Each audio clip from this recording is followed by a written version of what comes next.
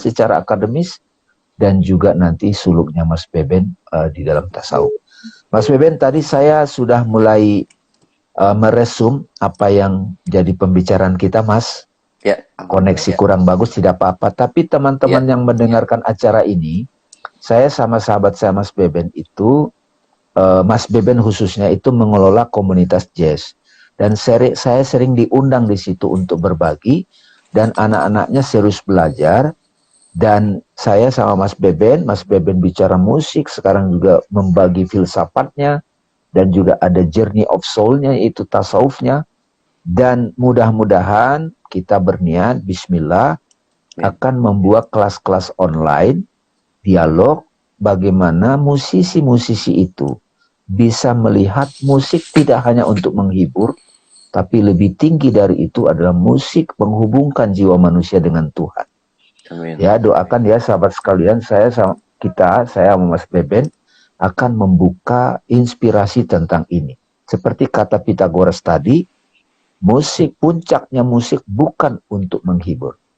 Bahwa musik bisa menghibur, iya, tapi puncaknya musik adalah menghubungkan jiwa manusia dengan Tuhan. Di bagian terakhir ini, Mas Beben, bisa diceritakan perjalanan tadi. Ya, karena ini kita akan berlanjut lagi, insya Allah, khusus tentang segmen musik dan spiritual. Di mana setelah dari perjalanan itu, masuk ke filsafat dan tasawuf, Mas. Ada puyeng-puyengnya juga nggak, Mas? Kira-kira. Oh iya. Khususnya filsafat Islam ya. Filsafat Islam itu luar biasa memang. Tapi itu saya anggapnya gini. Itu bagian dari tamasyanya Allah. Jadi saya soleh, saya nurut aja, jalanin aja. Iya. Jangan Itu pernah juga ya, berpikir, nurut ya. Jangan pernah berpikir nanti untuk apa jadi filsuf, apa jadi dosen. Enggak, saya nggak berpikir seperti itu. Tapi saya selalu berpikir, saya membiarkan diri saya nurut, diajak tamasya sama Allah. Diperjalankan, Mas ya. Ya, bahasanya spiritualnya diperjalankan ya. Cuma bahasa yang lebih gaulnya bertamasya dengan Tuhan. Nah, ketika bertamasya kadang kita lihat gunung, lihat comberan, lihat sawah, gubuk-gubuk. Kita nikmati semua bagian dari pelajaran. Yang penting mungkin kalau saya boleh sharing kecil-kecil, Mas Bang Dani. Jadi poinnya satu lah. Satu, biasakan menyelesaikan yang kita mulai. Nomor satu. Jadi biasakan menyelesaikan yang kita mulai. Nah, terus kemudian yang berikutnya selalu jadikan Allah audiens utama kita, karena itu adalah sumber kekuatan. Sebenarnya kita dan Allah cukup, nggak perlu motivasi lain-lain lagi sebenarnya. Udah di atasnya itu ya. Allah cukup ya. Jadi mau yang workshop 3, 10, 100, yang nonton 3, 10, 100, toh ada Allah, ada audiens utama kita. Justru penonton 10.000 kalau nggak ada Allah jadi nggak ada maknanya. Nah, terus jangan biarkan setiap detik yang berlalu tanpa kehadirannya. Dan kalau Bang Dame waktu itu pernah mengatakan ajan itu sejatinya adalah panggilan kerinduan, gitu kan? Ya, ketika ada ajan itu adalah panggilan kerinduan. Nah, saya selain ajan, setiap saya mengajar, setiap ke komunitas jazz, setiap apapun yang saya lakukan itu panggilan kerinduan buat dia, bagi saya. Jadi itu yang membuat berangkat selalu antusias. Karena selalu ada cinta dan dia di dalamnya. Jadi manggung semangat, ngajar semangat, ke komunitas semangat gitu. Jadi karena itu bagi saya itu adalah panggilan kerinduan atau rasa rindu saya terhadap dia.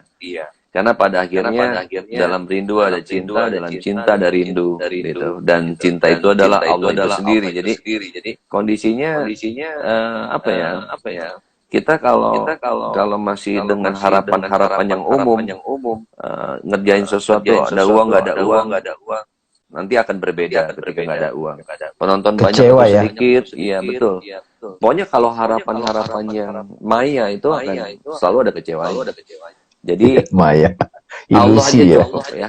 Allah aja cukup beres. Hasbi Allah wa ni'mal wakil ya.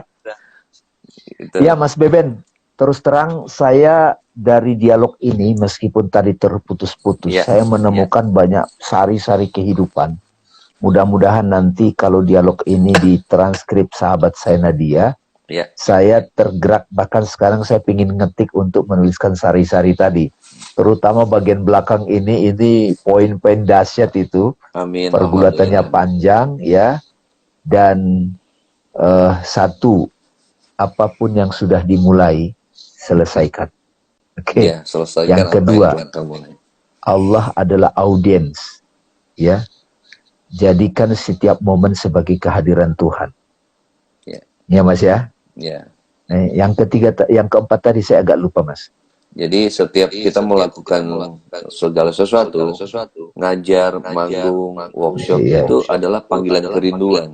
Nah, jadi yang sebenarnya keempat, jadi sebenarnya saya bukan menemui sekedar manusia-manusia, tapi sejatinya saya juga menemui Tuhan di situ.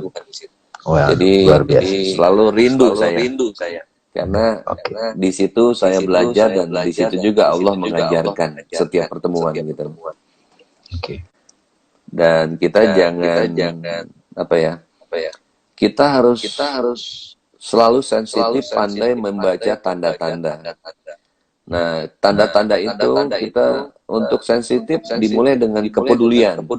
Jadi kan bagaimana kita bisa mempertajam sensitivitas. Nah, untuk mempertajam sensitivitas, kita harus punya kepedulian terhadap hal apapun, ya kan?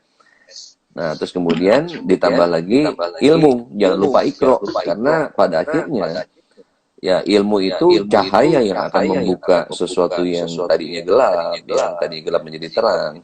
Jadi kadang-kadang potensi, setiap orang mungkin punya potensi, tapi mengaktual potensi itu menjadi aktual kadang butuh alat, butuh perangsang. Nah, perangsangnya adalah ilmu. Jadi kan kalau saya suka bikin quote gini, seniman besar berlomba untuk menjadi dirinya sendiri. Tetapi ternyata untuk menjadi dirinya sendiri butuh ilmu. Butuh ilmu ternyata. Jadi bayangkan gini, saya ingin membuat suasana musik yang sedih. Kreativitas saya mengatakan saya ingin membuat musik sedih. Tapi kalau nggak ada ilmunya saya nggak tahu harus pakai chord apa, harus pakai tangan ada apa gitu loh. Nah, disitulah ilmu berperan. Jadi ilmu ini bisa jadi pisau bedah, ilmu itu bisa menjadi penerang ya, bagi cahaya, itu potensi yang agar mengaktual. Makanya selalu kepekaan, kepedulian, ikro sampai mati nggak bisa lepas gitu. Ya betul. Nggak bisa lepas. Ya. Sip, teman-teman sekalian, Mas Beben terima kasih banyak ya, Mas Beben. Terima kasih banyak. Mudah-mudahan insya Allah bermanfaat. Insya Allah. Bagus banget, banyak poin. Saya sendiri banyak poin di sini. Mudah-mudahan teman-teman yang mendengarkan dan juga nanti yang ingin mendengarkan lagi di rekamannya mendapatkan inspirasi. Mas Beben terima kasih banyak. Insya Allah ini sudah bermanfaat ya. Amin. Semoga bermanfaat dari segala ada hal yang error itu adalah yang terbaik darinya. Ya, oke. Thank you Mas Beben. Assalamualaikum warahmatullahi wabarakatuh. Waalaikumsalam. Terima kasih.